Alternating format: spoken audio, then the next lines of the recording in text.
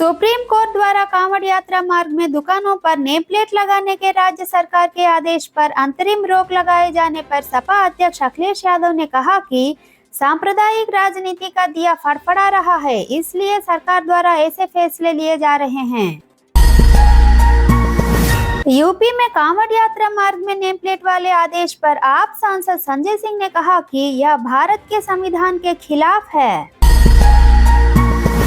दिल्ली की मंत्री आतिशी ने कांवड़ यात्रा से जुड़े नेम प्लेट विवाद को दलितों से जोड़ते हुए कहा कि दलितों से बदला लेने व उनके आर्थिक अवसर को खत्म करने के लिए बीजेपी ऐसा आदेश पारित कर रही है।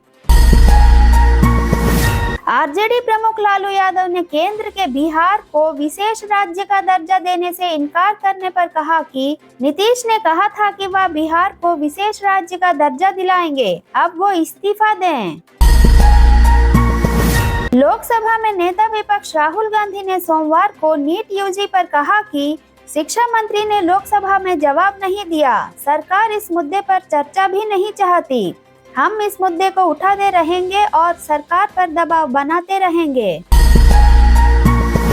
राहुल गांधी ने सोमवार को नीट पेपर लीक का मुद्दा उठाकर कहा कि शिक्षा मंत्री धर्मेंद्र प्रधान ने खुद को छोड़कर बाकी सबको दोषी ठहरा दिया है।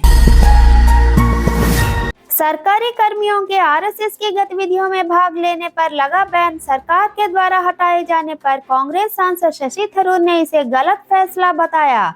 उन्होंने कहा कि जब तक आप सरकार के लिए काम कर रहे हैं, आपको न्यूट्रल रहना चाहिए। मनी कंट्रोल के रिपोर्ट के मुताबिक यह कहा गया है कि कांवड़ यात्रा से होता है 1000 करोड़ का कारोबार। अनुमान है कि यात्रा के दौरान एक कांवड़िया 3000 से 4000 तक खर्च करता है। वित्त मंत्री निर्मला सीतारमण ने सोमवार को संसद में आर्थिक सर्वे 2023-24 पेश करते हुए कहा कि 2024-25 में भारत की जीडीपी की वृद्धि दर 6.5 से 7% रहने का है अनुमान।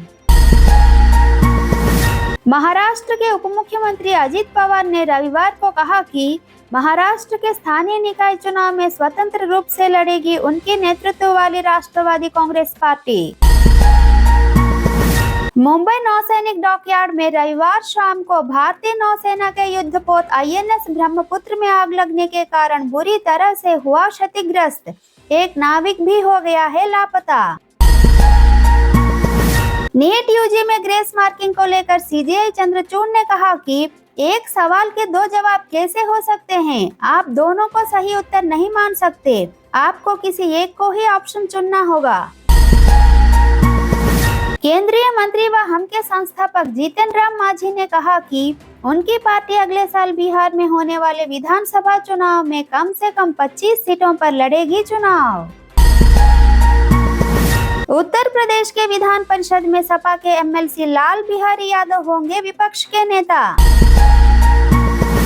मध्य प्रदेश के मंत्री नागर सिंह चौहान वन विभाग छीने जाने पर हुए नाराज, बोले 1-2 दिन में इस्तीफा दे दूंगा।